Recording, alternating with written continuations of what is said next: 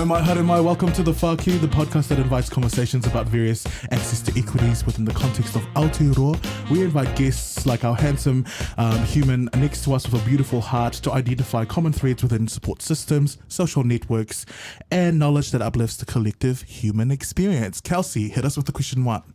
What does equity and support look like for various communities coexisting within one society? And today we have someone who actually was at the epiphany of the Far Q. So, Kelsey, what, like, who is this person to you? It's like my substitute dad hugs. So when I'm having a rough day, because my dad lives quite far away, I'm like, oh, hey, can you come up here? I need a hug.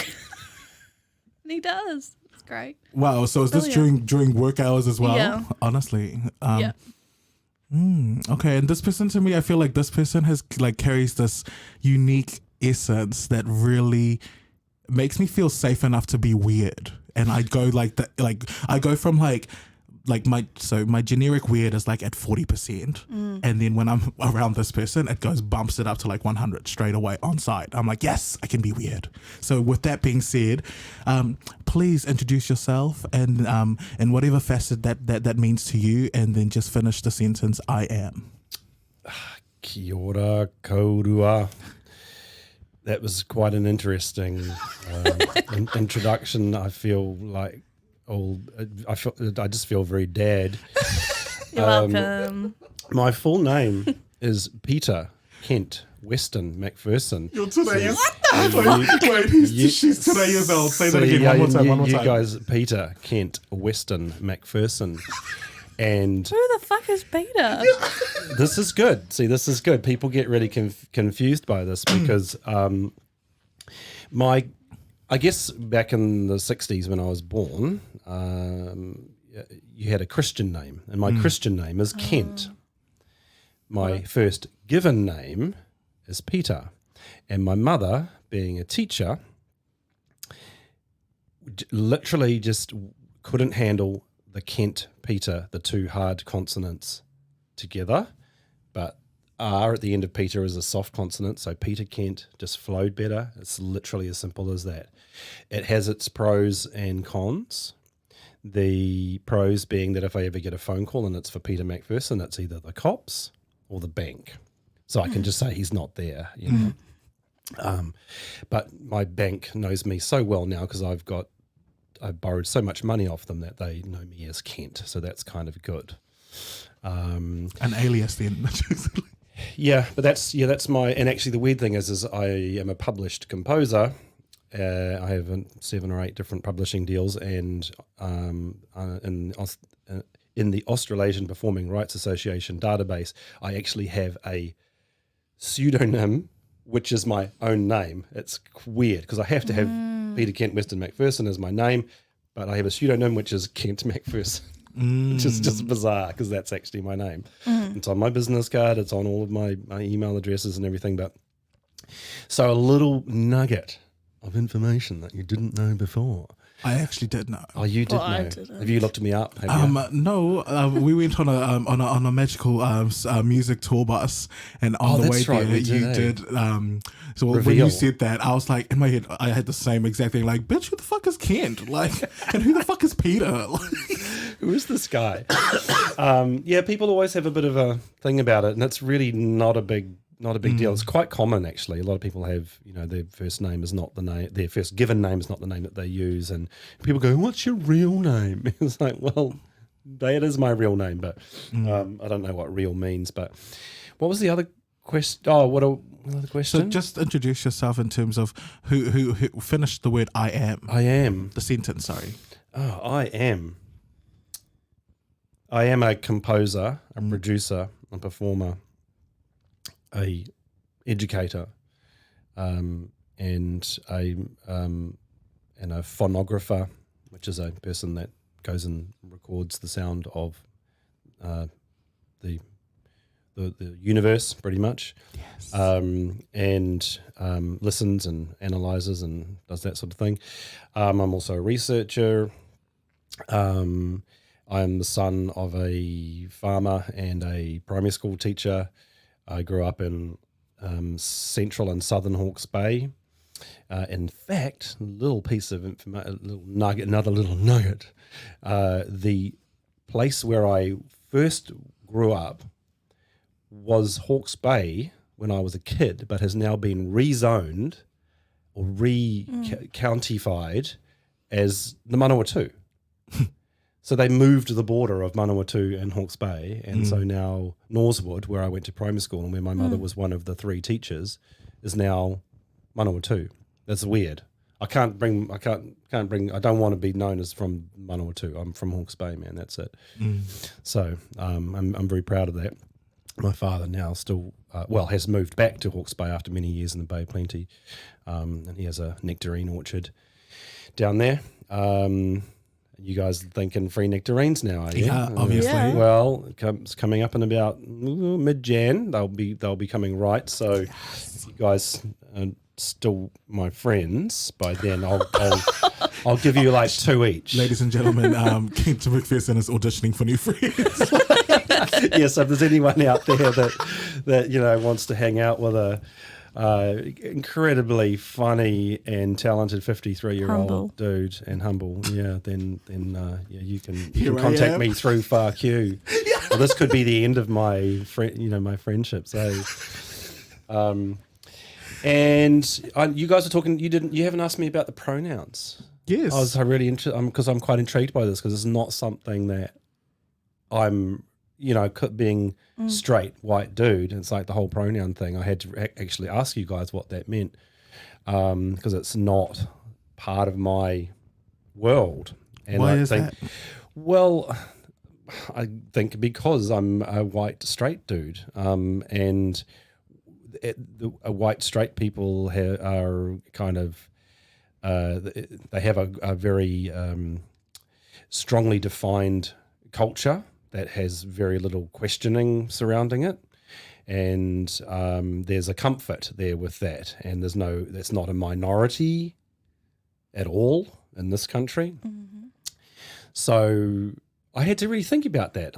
My first reaction was, well, it's just ridiculous. It's ridiculous. Like he, she, it, pansexual and all that kind of crap. But actually, we live in a time where people are now feeling that they want to be identified as what they feel like, and I think that's cool, and I do understand that. I have children who are both, one's a teenager and one's nearly a teenager, and they may identify as something other than, white straight people, and so they may need to address these. So I think it makes sense for me to be understanding this, and of course in my role as a tutor at a tertiary institution, I need to be aware of this amongst many other sexual and cultural attributes that people may have. So mine is he, him. I'm just really, really thankful that you're actually willing to engage in that conversation, because to me, I think that's been the most detrimental aspect to relationships and relationality, is that we know that these new ways to connect and relate to each other in the 20th century as per se, and then the people who have already identified how to build relationships from a different era or a different timeline, that's not flexible. And that's not adaptable. And for me, I think I'd almost be so thankful that you're actually willing to have a conversation with yourself first. Yeah. And then have a conversation with peers like us. And we are obviously we love the way that you approach things, but that is, I only wish that was just amplified to everywhere, where we actually just re-look and just reframe what connecting with each other looks like. Because for me, I can't speak for you, Kelsey, and I feel like you please tell us your perspective after this. But for me, that's what the pronouns help with, connecting and connecting to that individual, not that community or that person, or not all of the different pronouns in the world, but connecting with that individual from a worldview. But that's my perspective around pronouns. What's yours? I agree. I think it's a respect thing as well. And understanding that just because we live in a Western world doesn't mean that everyone wants to operate within a Western world, particularly a white Christian Western world. Yeah, and I mean, really, I think the word that springs to mind there is really weirdly, ironically, is homogenous. You know, the word homo, same. You know, homogenous. I mean, culturally, there's a lot of homogeny around as well, I think, now, which bugs the crap out of me, you know, particularly in music. You know, it's very homogenous. It's like, oh, yeah, I love this artist. Oh, that artist sounds exactly the same as that artist. And then you find out it's the same producer, the same record company, the same studio. You know, there's that lack of individual. It's weird because we've got this thing that we're talking about here, these pronouns, these people that identify as things that aren't the white Christian norm, yet a lot of our popular culture is going the other way. You know, homogenous art, homogenous television, or whatever that is, or homogenous YouTube, or I mean, I'm an old dude compared to you fellas, but I don't actually have TV, you know, free view at home. I bought a house exactly a year ago, pretty much, and the aerial was broken. And when my sister comes over, she's like, "You don't have free view?" And I'm like, no, because my children just watch Netflix with me, or I watch Netflix, which is I think is great, that sort of on demand thing, or YouTube. You know, that's all I need, and Radio New Zealand. That's all I need. I don't buy the newspaper. My neighbours have like the Waikato Times delivered, and the young boy, you know, throws it wrapped in cling film and throws it into the driveway, and they give them to me when they're finished with them for my fireplace, and I'm amazed how skinny it is now. Yeah, I've noticed that too. Print media is really suffering, eh? Yeah. Which is a shame, I suppose, but, you know, save the planet and all that. I mean, I guess, you know, the digital delivery of media has, you know, a carbon footprint as well, but how do we stop that juggernaut? You know, it's like, it's tough, right? Because look at us now making a podcast to be delivered in the cloud. You know, and can I just put a little thing out there for those people that don't know for sure? The cloud is not really a cloud.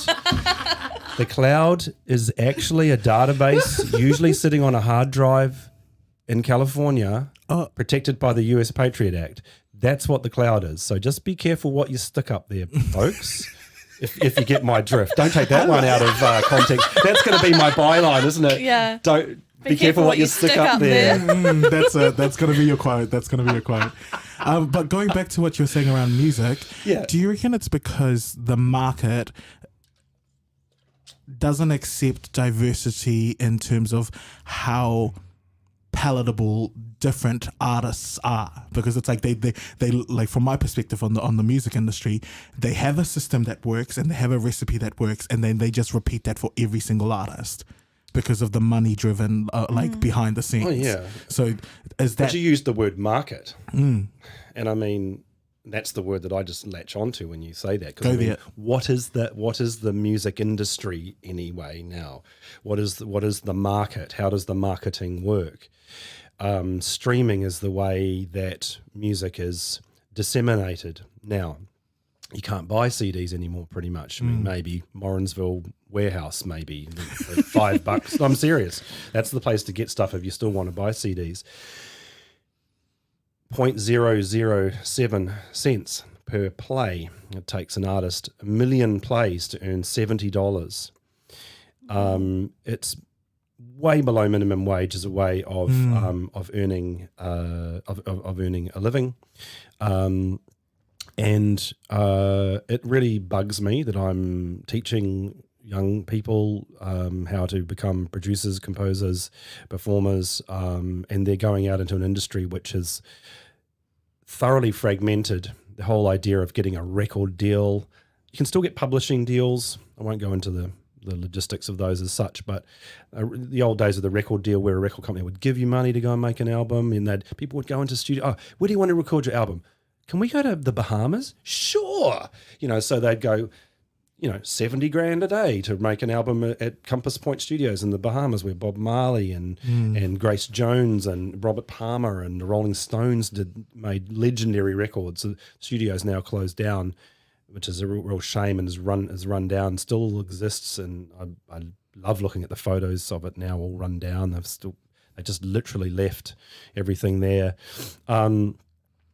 Those days are gone, and so artists are now evolving and creating content, sometimes going direct to their fan base, which has got to be a good thing. I mean, I remember Lily Allen was one of the first artists in the last part of last century to really, make an album using Logic Pro in her bedroom in London, sticking stuff up on YouTube, or no, I think it was MySpace or something that was really her big launching pad. And she was the daughter of a well-known comedian, I think he was, and she probably was connected well with people. One of her father's best mates was Alex James from Blur, so not a slouch. I thought that was cool. This is a democratization of making music. You can make stuff in your bedroom and go straight to your fans if it's good enough. And still the music still has to be good. People have to still want it, and if people do want it, they will decide who gets it, or how much it costs and who gets it. But unfortunately, streaming is only benefiting the major record companies, of which there's really only two left now: Sony and Warner Brothers, pretty much, and the rest are just independents, so yeah, it's I try not to be bitter about it. I mean, I use Apple Music, because it's convenient, but I've still got a lot of the stuff I've got on my Apple Music is stuff that I have on CD or vinyl. And I mean, I've owned cassettes, CD and records of the same album. And in fact, some of them I actually have. I've got Neil Young's Live Rust, which is one of my favouriteest records of all time, on cassette, CD, and double vinyl. Ooh. And on the Apple Music. The double vinyl, I haven't even opened it. It's still sealed because I just want to have the artifact, And on the back, it's got all of the details. Who played on it, when it was recorded, which is really important, where it was recorded, who produced it, who engineered it.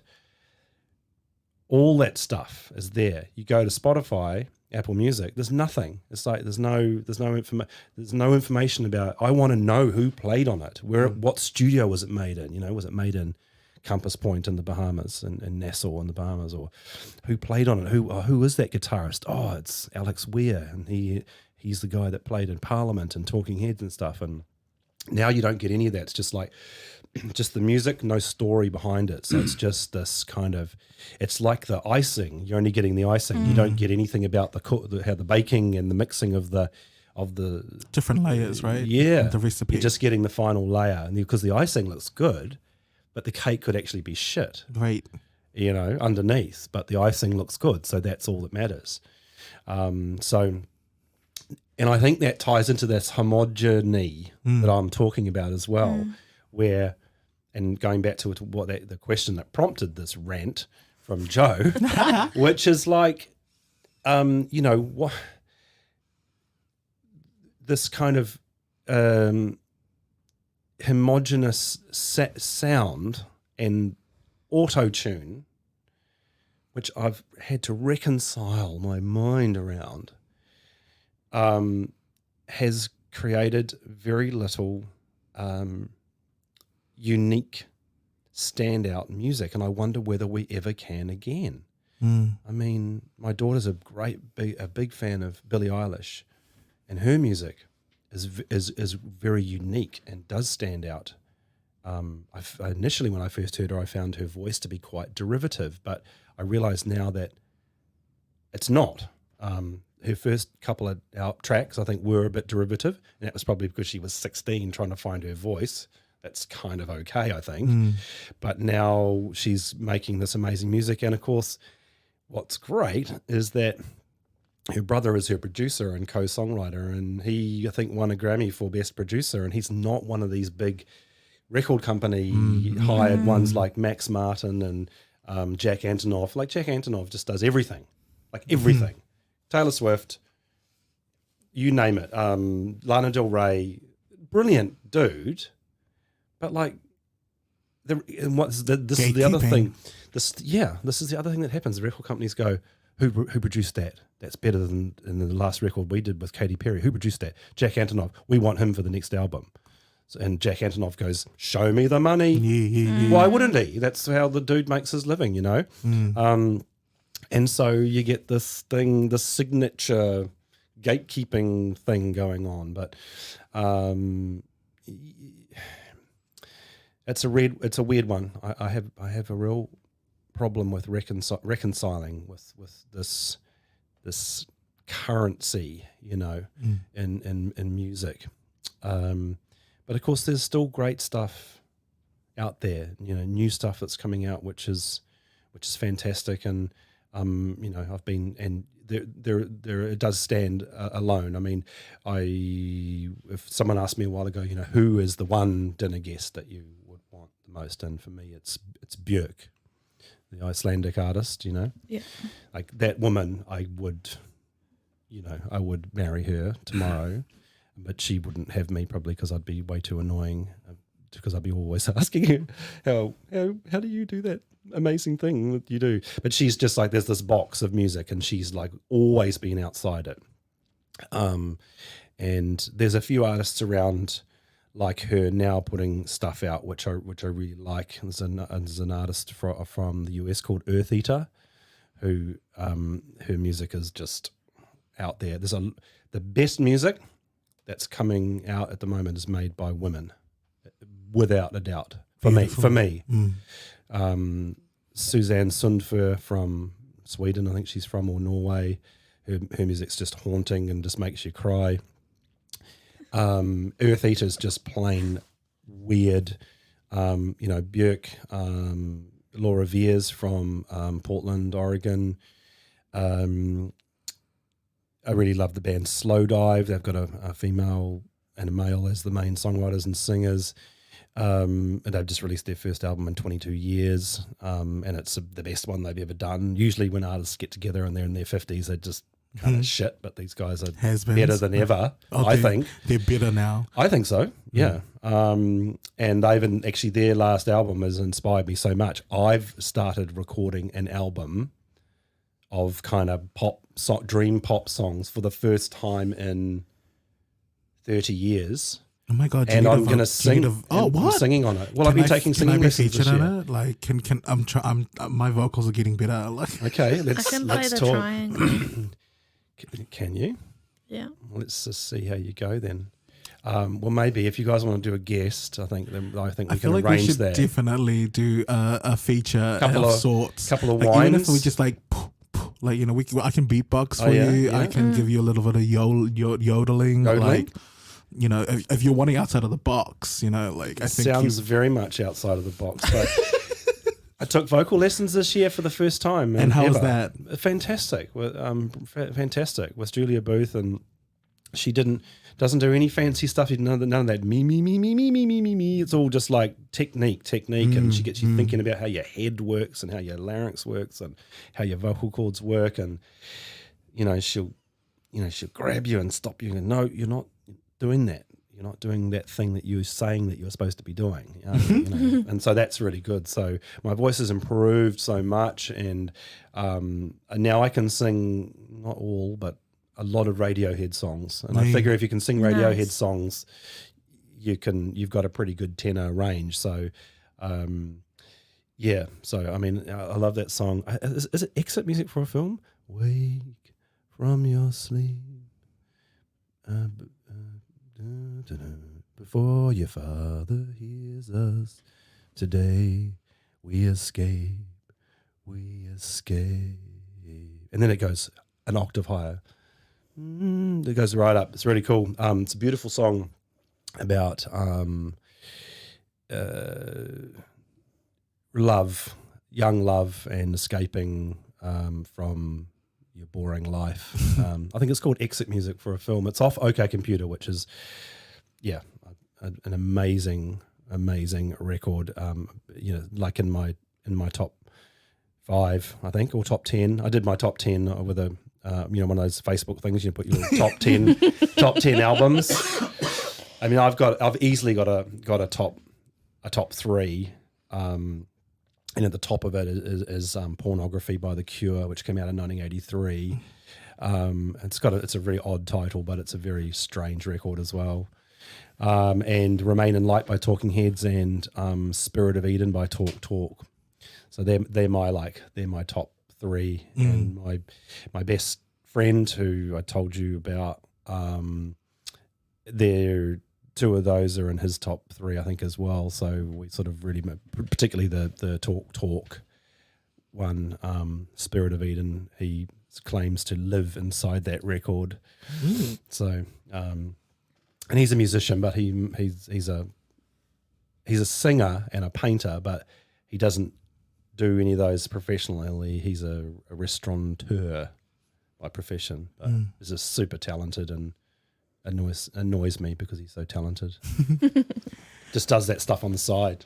All right, so moving away from your homogenous life, but we're going to come back to that because I feel like if we're going to jump into the communities that you're attached to, and I also just want you to just overarchingly keep the word homogenous because to see if there is some sort of play with the different communities that you're attached to. So okay, so I wrote these down because I wanted to think about these. So come on, 3 communities. So I've got farming as a community, Hawke's Bay, which I talked about earlier. Music, Melbourne, Australia, and my current one, Pirongia, and I've got these little things written afterwards. So,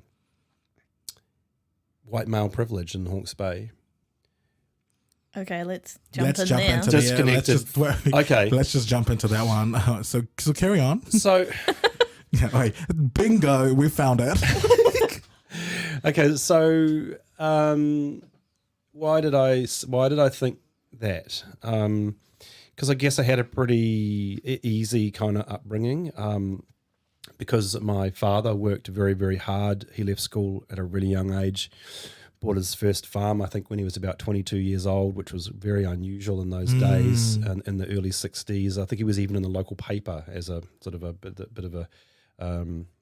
of a freak, married my mum, who was a school teacher, and they bought this farm, and I guess I came along. My sister would have come along only a couple of years later because my dad's only 26 years older than me, so he would have been 24 when my sister was born. And he worked super hard and did okay as a farmer, and we weren't spoiled, I don't think, but we had a tennis court and a swimming pool because my dad liked both of those things, and my dad liked playing golf, and he played rugby when he was younger as well, and we had a motorbike which I'd tear around the farm on, and I had a slug gun which I used to shoot possums with, and just all these things. The shearing gangs would come, and they would be like real hard, real badass dudes. Shearing gangs were always run by a Pākehā dude, but virtually all the employees were Māori. There were no Pacific Islanders in the shearing gangs in the 70s when I was a kid. None. It was all Māori and Pākehā, but it was always run by a Pākehā dude. And I always remember my dad telling me about the guy that was our main shearing gang guy. Had to retire at 45 because he literally had destroyed his back because they bend over all day long for 6 months, every day. And so at 45 he couldn't walk, just from shearing, it's kind of hard out kind of stuff. I can't remember the dude's name, Scott, somebody, but and I mean, I went to school with Māori kids. There was one Indian family in Dannyverk at Dannyverk High School, and one Greek family that ran so the Indian family, check this out, ran the fruit and veg shop, and the Greek family had the fish shop, the fish and chip shop. And there were no people from Africa or Asia. It's just Pākehā, European, and Māori. That was it at my high school. There might have been some, as I say, there was the Indian family and stuff, but it was very homogenous in that sense. I played a lot of basketball because I was quite tall, and at lunchtime that was the thing I wanted to do, was play basketball. And I hung out with all the Māori fellas because that's what they did at lunchtime. And I used to get called sometimes by sort of acquaintances that I was like a white Māori. And I remember telling, do you guys remember Kingi Kiriona? He's now back in Dannevirke. He's from there. And I was telling him about this. And he was like, and that's a bad thing? Like, that's a bad thing? Yeah. And I'm like, yeah, well, I was confused by it. You know, I was like, well, no, I'm not a Māori and I'm not trying to be... I think they thought I was trying to get in with the Maori kids because it was cool, or I'd be a badass if I was. But that didn't interest me at all. I grew up with these kids, and you know, I grew up in a time when tikanga was at one of its low ebbs. You know, very much so. No one spoke te reo at all.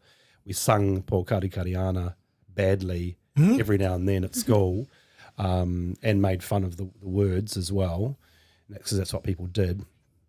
And you know, still do, yeah, no sensitivity about that. And I just wanted to see if I could outdo these cats on the basketball court. That's all it was. That's why I loved sports, and that's why I continuously advocate for sport, because for me, I got on the team based on my skills. I didn't get on the team because I was gay or because of this, and this. Yeah. And Democratizes. when I was on the court, I was respected for the skills that I brought, not because of all of these other things. And it's like the skills can only be attributed to the work that you do outside of the court. And that to me is where, for me, it was based on hard work. And for me, I could attach myself to it. But if we deconstruct that, we can decolonize that, because for me, I'm like, a lot of our communities for Māori and Pacifica, we don't have the time to practice because we have responsibilities outside of class. Yeah. But going back to your point, I think it's really sad when the homogenous perspective consumes someone like you in that specific position to almost alienate and make you feel like you were othered within your own community, which is I still feel like there's nuances of that happen right now in the present, where we're continuously alienating people because of our own insecurities and our own lack of other people. And I also think that's a lot to do with schools as well. And I mean, I lived in Australia for 17 years, and within that time, the decile system had been introduced into New Zealand, which I just thought was the most ludicrous thing ever, and I just dislike it a lot. And it's just, you know, it's like, oh, okay, so you go to a poor school. Like, well, no. If you grow up where I grew up, Dannevirke, there is only one school to go to. You can't choose the fancy school. Well, a lot of kids got sent away to private schools and stuff and hated it. But you know, I went to Dannevirke High School because that was the only school you could go to. Decile, whatever. It didn't matter. It's like you go there. I realize now that I got a good education there. Well, I knew that I did, but the most education I got was at home. You know, I got taught manners, and I got both my parents are really into art. You know, like fine art, painting and sculpture and that kind of stuff. And we used to go often to galleries and look at work. And so I was exposed to that really early on. My mother was a piano player. We had a piano. I still have that piano in my living room now. That was my mum's, and I play it every day. And every time I play it, I think of her. And she knew a lot about music. She loved Mozart, and she loved Rimsky-Korsakov, and she loved ABBA, and she loved John Denver and Rod Stewart. My mum loved Rod Stewart a lot. So yeah, I was given a lot of opportunities to get out of Hawke's Bay, actually. You know, my parents wanted both my sister and I to just get out there and do stuff. You know, we were encouraged to be adventurous, both of us ended up going overseas for long periods of time. My sister's settled now in the Bay of Plenty, and she's got her own business. She's a spatial designer. She's done really well. And I just kind of floated around mostly through my from Hawke's Bay up to I actually went to Melville High School in Hamilton for 1 year after my parents separated. My mum moved to Te Awamutu, and I went to Melville High for a year, which was actually excellent. I made some great friends there. Then I moved to Auckland, and then and worked there and played in bands. That was really important to me to get in playing and getting into bands and doing gigs and stuff. And then went overseas for 5 years over in Europe and lived in Norway and lived in France and lived in the UK.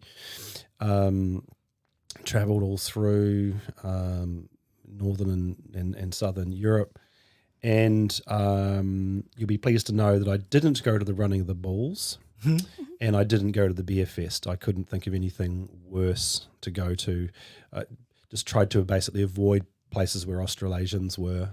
I wanted to go where Norwegians were and where Germans were and, meet those people and find out about those cultures. And then back to NZ for a bit and then over to Australia to do my degree. In Melbourne, and then I met my wife there and had my kids there, and I was there for nearly 2 decades, and then back here and to take up this job I got here about 10 years ago. But so the farming and the country is really, really important to me. I know there's a lot of farmer bashing that goes on these days, and some of it's legit, and I'm okay with that, but I think there's also a lot of there's a bit of a vacuum of misinformation around farming practices. Yes, the Waipa River, which flows through the village I live in, is disgusting and is sadly polluted mostly by cow shit. And I know that the local farmers are doing something about it because they have to by law. And so there is stuff being done. And I see it because I drive past the damn thing every day, right? And the people that don't just want to blanket say how intensive farming is destroying the planet. Well, perhaps so. And I do agree that we should probably have less reliance on livestock, meat eating, and go more towards plant-based diets because humans don't have to eat cows and sheep and stuff like that and deer. We can survive without that quite feasibly, but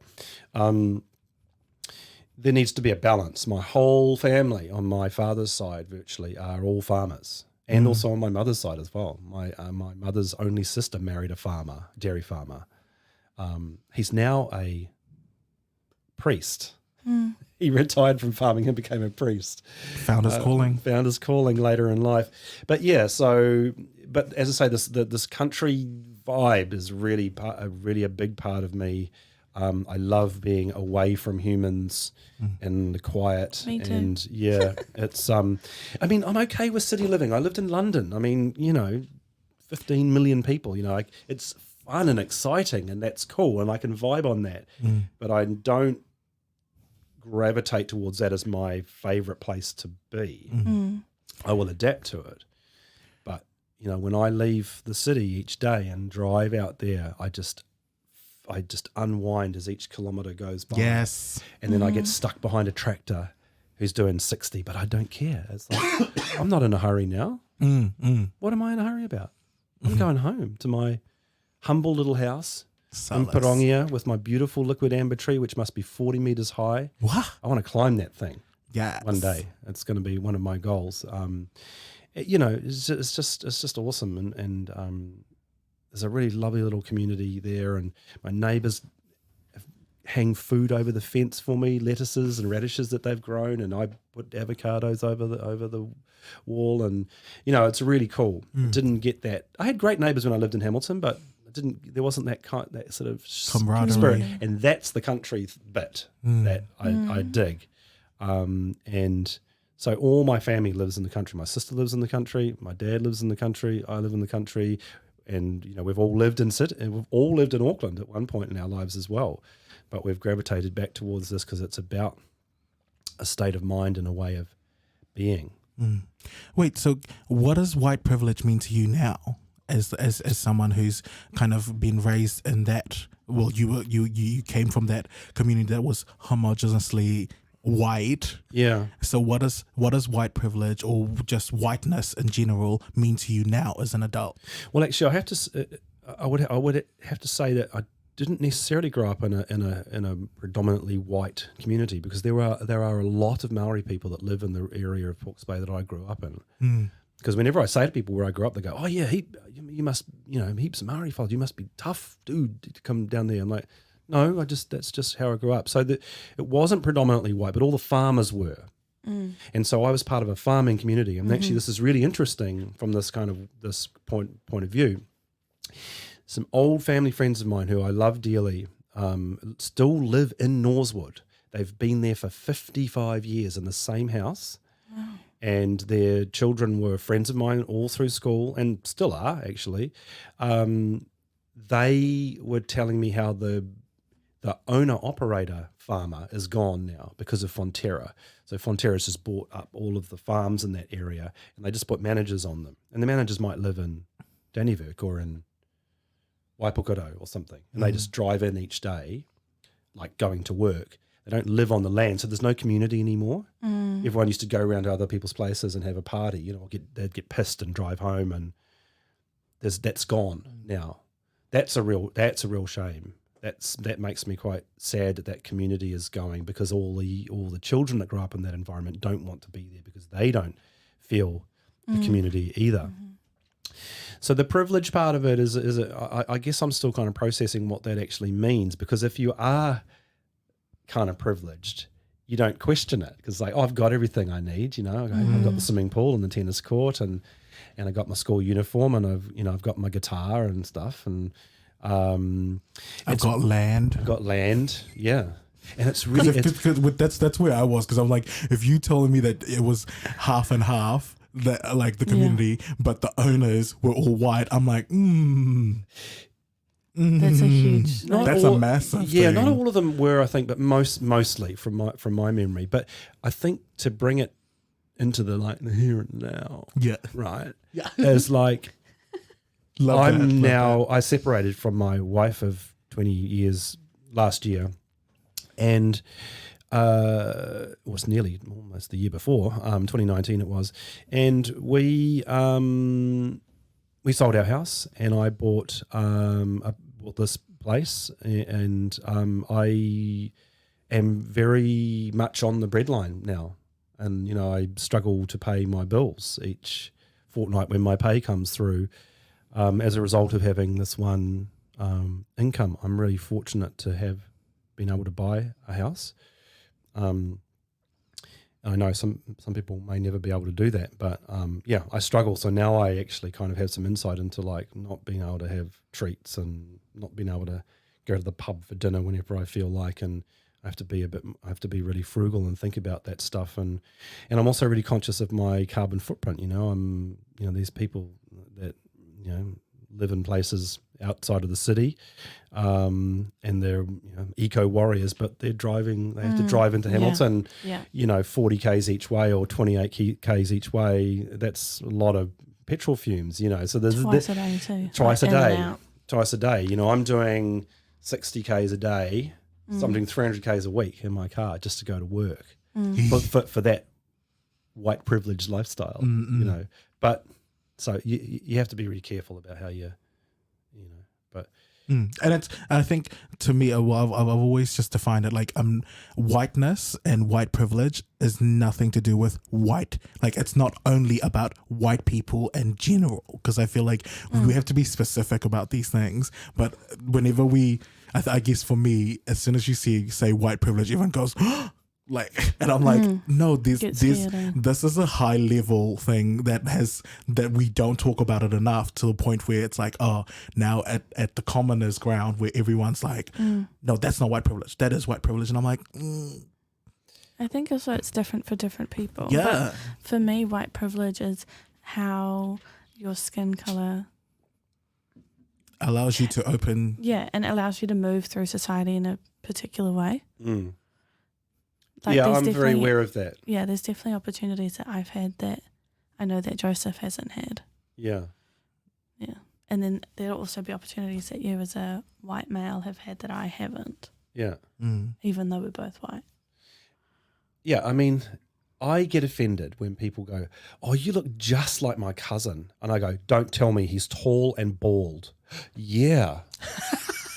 Right, that pisses me off, but you must get sick of like, "Oh, dude, you're like so Tongan or whatever." You know, like these assumptions that people make that because you're obviously a Pacific Islander to us, there's assumptions made. I got a Japanese friend who was a close friend of mine. We lived in Melbourne together. He's back in Japan now, lives in Tokyo. But he was telling me once how indignant he was when he was on a tram once. And we go, "Hey, Chinese guy." You know, he hated being called Chinese. And he didn't look Chinese at all. He actually, if you look at Japanese people, they do look different.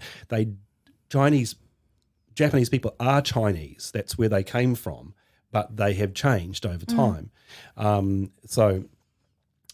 yeah, there's a lot of these assumptions. I'm very guilty of making a lot of assumptions like this too. Oh, for sure. And come on, like Yeah, we're everybody raised is. super ignorant to these things. Like, Yeah. I think because we're raised in our specific household, I had the biggest assumption that my mum knew everything. Yeah. And because she knew, because we idolized our mom, so we were just having this discussion. When you idolize your mom, or when you idolize your parental figures, guardians, and what so, you start to have this like full stop after everything they teach you.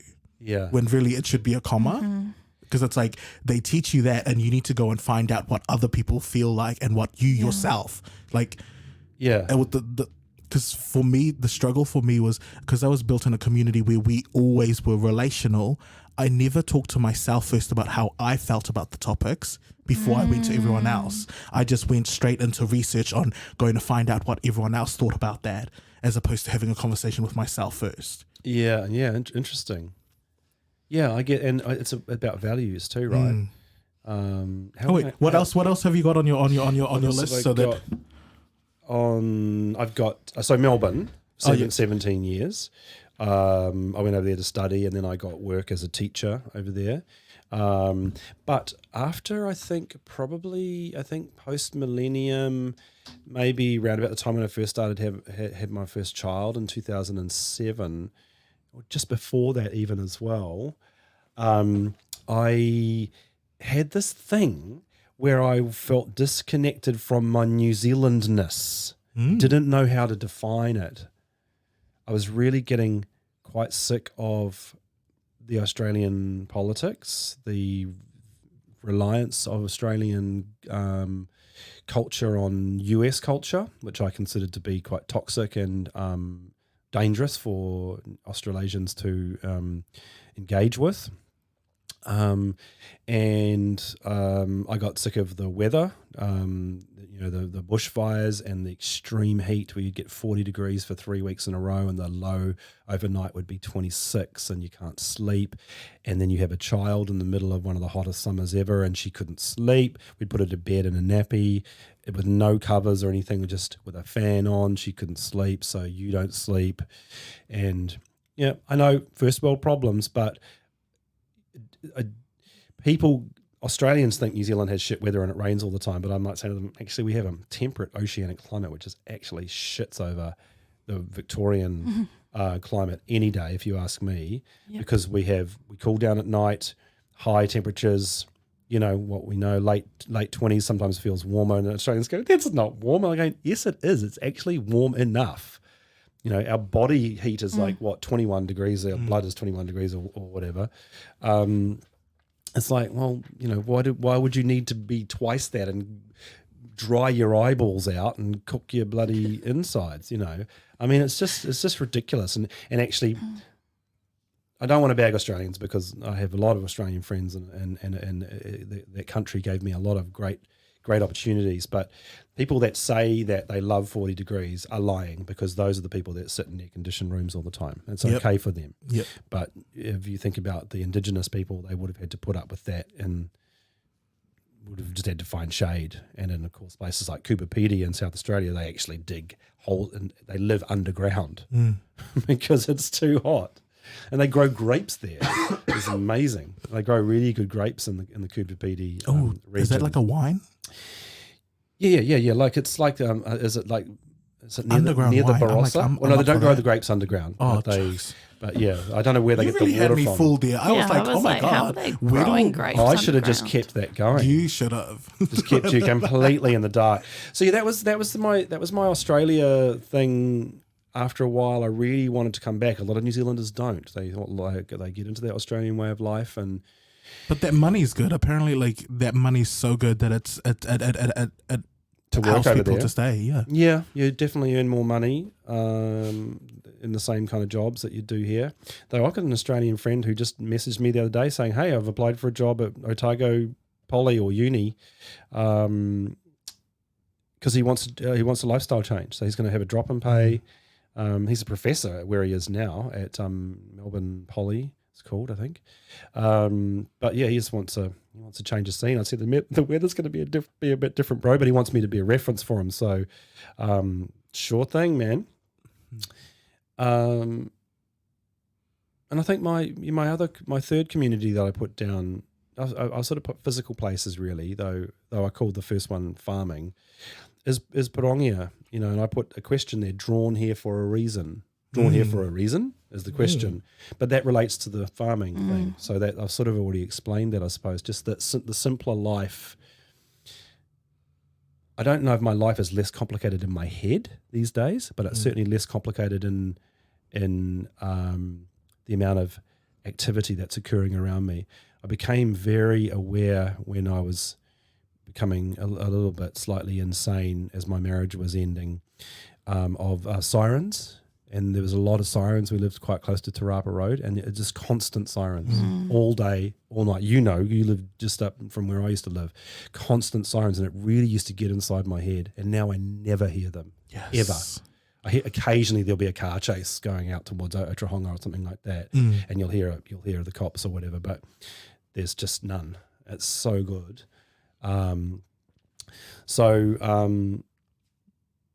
Yeah, and then my other thing was what's in the far queue. Yeah, tell us. Is that what you were going to ask? Yeah, that's literally what I was like. This. Okay, what we'll come to that space. What's in the far queue that you'd like to bring to the front? This is a whole other podcast, man. But in a nutshell, capitalism, nationalism, consumerism, and greed. Wow. That's Okay, can you give us a synopsis and okay. It's 70 words or less. Yeah. I can't. But what I will say is consumerism. Well, explain greed, because I feel like all of them have to do with greed. Yeah, greed. How information is now seen as knowledge. It's not. It's just information. You need to be able to filter it. Owning stuff. More stuff. I don't want more stuff. I've tried to convince my family to have no presents this year for the grown-ups and actually the kids too. So the kids learn. So the kids learn as well. That's not. But see, this is a tension with Christianity. So members And of consumerism. members of my extended family are Christian, and that's okay. But I'm not, and so Christmas is about giving. And sharing. So, but I don't need any more stuff.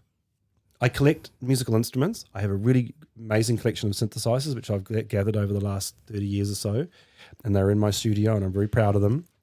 I love using them and I love playing with them. So I have stuff, but that's very specific. I'm like a collector, but I don't need another set of hankies. Socks. Actually, I probably do need socks. A man always needs socks. Yeah, true. I actually quite like it when I get socks, to be honest. It's true, man. You need socks. You need socks. As soon as I get holes in my socks, I throw them away. What? Yeah, that's it, man. They're done. Oh my gosh. It makes me sound like a real bad consumer, though. Right? That sounds Wasting. like, move I should be the socks. I should be Yeah. darning those things, the darned socks. But yeah, so yeah, capitalism is the big one that really bugs me, which is why I'm very happy in the current political climate in this country. Do you reckon that there could be a dismantling of capitalism within your lifetime? No, I do not. But I want to make sure my children are aware of this as a thing. I'm so glad also that you are bringing your children into this, because I feel like from me, I have understood for a long time that receiving a gift is a privilege. Like, to me, that's not based on color. Receiving a gift is a privilege, and I think it's gotten to a point where we've drastically like instilled in the minds of everybody that Christmas is about giving gifts. And in my head, I'm like, it's a privilege to receive and to give. Full stop. Like, if you get something, like, we should be thankful and grateful for that, but it shouldn't be expected. Like, yeah, exactly. That's the expectation around it. That's the thing. And Christmas is not about giving. Not to me. It's about being physical presence. Like, I feel like you can give your time, you can give your energy, you can give your attention, you can give your just love to your people. Yeah. Without like the materialistic gifts. Well, that's a gift in itself, right? Yeah, that's way bigger. Giving your awesomeness to your family and talking about stuff and reflecting on the year that's been. And I don't see my dad that much these days. He lives 4.5 hours away, so I really value those times and spend as much time as I can with my sister, and we get on well. But you can really relax, and you have it might be the one time of the year where you actually start drinking it before noon. I don't know about you guys, but at 11. And so you just relax, and we're going to have a barbecue this year, and no doubt my dad and I will get bored in the afternoon and ask my sister if she wants any trees cut down, because we both love using our chainsaws, but that's cool because that's how we bond together. We'll get out the chainsaw, and we had a massive working bee over there a few months ago. Me and my dad's got this amazing petrol powered line trimmer thing, and just mowing the hedges. It was brilliant. It does. Consumerism and plastic and I mean, I see people over at the cafe across from where I work. Every morning, the same. They get sit there with takeaway cups every morning. I don't understand why people do that. But why, if you're sitting there, have it in a cup, for God's sake, which can just be washed. It's just like trash galore. It's like, why would you do that? If you want it in a takeaway cup, take like a keep cup or something, like your own. I bought a glass one. I mean, it's just, it's slowly changing, but people need to be more conscious of that. And I made all of my garden beds at home out of recycled timber. I bought recycled timber from the place out in Raglan, and that's changed my way of thinking of just recycling, not having everything look uniform. Doesn't matter. Just whack it together, put some soil in, and grow some veggies, and that's exactly what I'm doing. And I love that too. I actually spend more time in my garden than I do in my recording studio now. But the two are becoming quite closely related. Growing of things, the growing of ideas, and I am spending more time in my studio. I didn't write music for a long time. I was really not in a space to write. And actually during lockdown, I found a lost album from 2016, which I've released, and it's on SoundCloud. Okay. If you go and type in Kent Macpherson into SoundCloud, it's called I Was the Darkness, and it's got about 35 tracks. That sounds deep. It's really dark. It's super dark, and I do not remember writing any of this music. Why? Because you were high? No, I wish. Oh.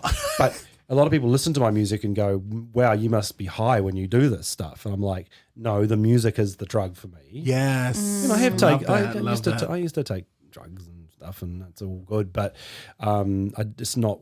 Well, I still do because I drink wine. It's a drug, right? Yeah. Coffee's a drug. I don't smoke or anything like that. But white sugar's a drug. I found these tracks and I was like, wow, this stuff's actually okay. It's dark.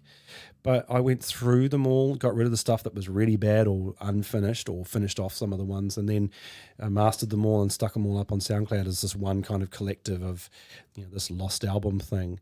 So 2016, I was not in a good emotional space at that time. Wasn't really aware of it at the time, but so I realized when my marriage ended that I was in this big emotional hole, and I wasn't using any tools to get myself out. And so I did after we separated, and that was amicable in the end. It was sad but amicable. It's like a death. You have to mourn it for a bit and then climb out of the emotional hole. And both of us rebirth. Yeah, both of us look a bit healthier now. I think we are healthier and look healthier. I went and saw a nutritionist and lost about 7 kilos in a few months, and felt really good. Back on the dating scene, and Damn. Single daddy, what's up? Yeah, but so that's there's more. We can go. There's on another. and on. We could revisit the greed thing, because I think it ties in with privilege and with opportunity and totally I'm constantly reminded of the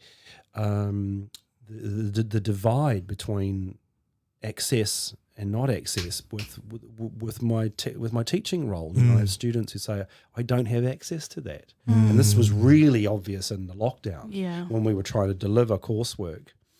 And some students didn't have access to the stuff that they needed. And it wasn't their fault, but it was a situation which made me feel very uncomfortable. It's just like, well, this person can't do this because they don't have a MacBook Pro with the software on it. Some of them don't even have bloody internet connection. Yeah. Digital divide, right? Digital divide, totally.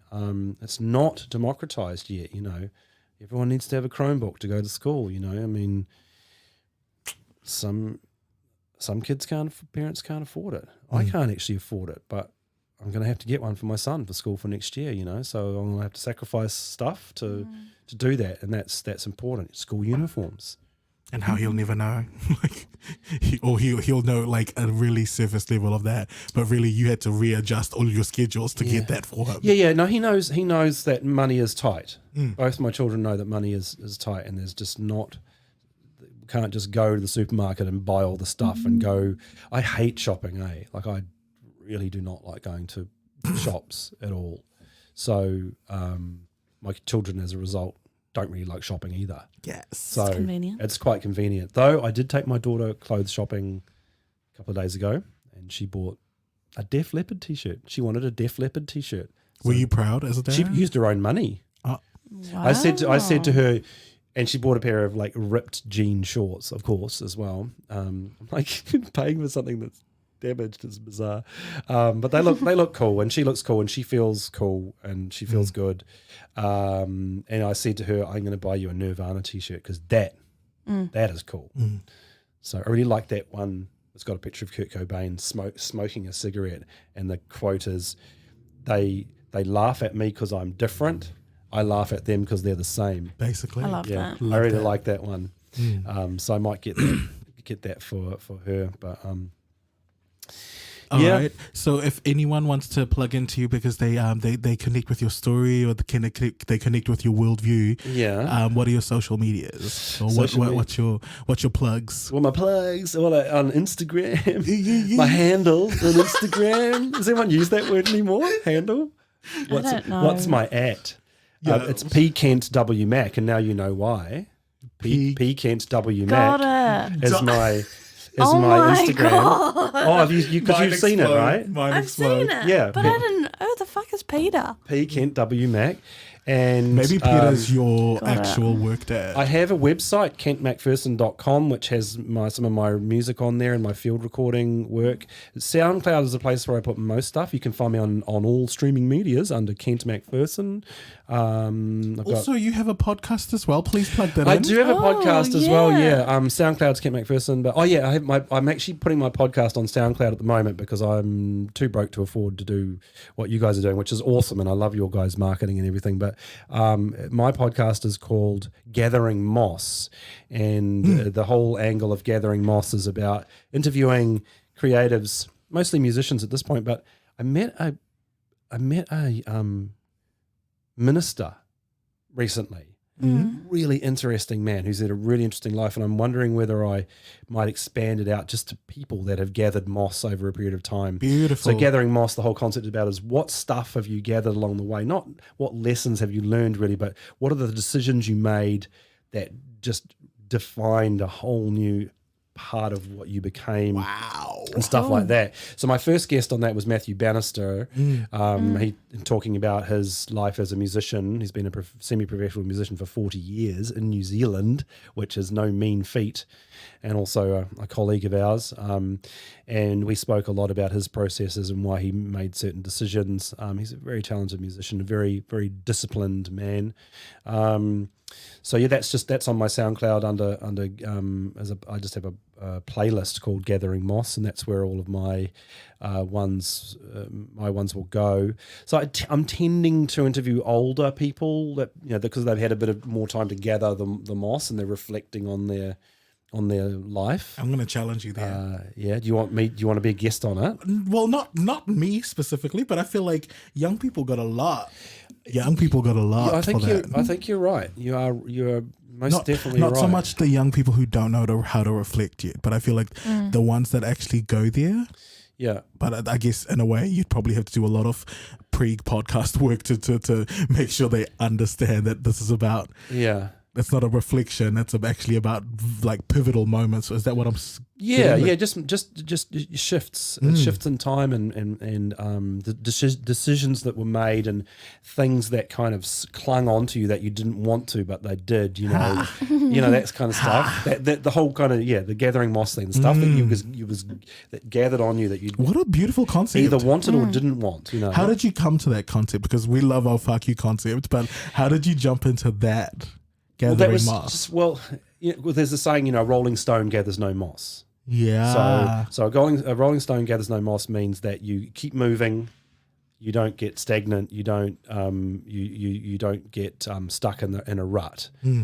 So it's a classic sort of musician thing. You just keep moving on. You don't stay in the same relationship or the same band. You just keep moving on, like a vagabond just traveling through the universe. So that's sort of what that saying means, I think. But I'm trying to think about people that perhaps are a little bit more grounded. I mean, Matthew, got married 30 years ago and had 2 sons, and that sort of changed his approach. He started going away from doing live stuff to recording in his bedroom at home because he had to look after kids, and stuff. So this is one of the things that he did to gather some moss, and reflecting on that as a practitioner, but beautiful. So that's just on Kent Macpherson on SoundCloud.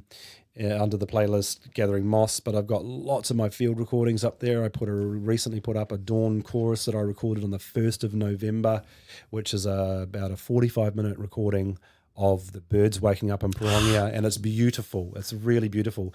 In early November, the blackbirds start going nuts, and the thrushes start going nuts, and so it's basically a blackbird and thrush symphony. It's really cool. And it starts off with a couple of them going tweet, tweet, tweet. And then after about 20 minutes, it's just this almost a white noise. It's really cool. So that's on there as well. Can you link me that? Because I feel like I actually would want to listen to that. I'm so into it. Maybe when you put me on Instagram, we'll put my SoundCloud link or something we'll there. Yes, please. Or I should put my SoundCloud in my bio. I thought one last little thing, right? I thought a really cool stage name for someone would be Lincoln, as in Abraham Lincoln, and your last name's like Bio, Lincoln Bio. So that's what I'm thinking. My next dad stage name might be. What? I can't even fault you for that. That was actually pretty good. Like Bio's like spelled B-A-Y-O-U, like Bayou. Like Lincoln Bio. So it's a little bit even more kind of bring your own, like LinkedIn Bio. Lincoln Bio, yeah, BYO, even better. Yeah, okay. Well, with that being said, thank you for joining in on the fuck you.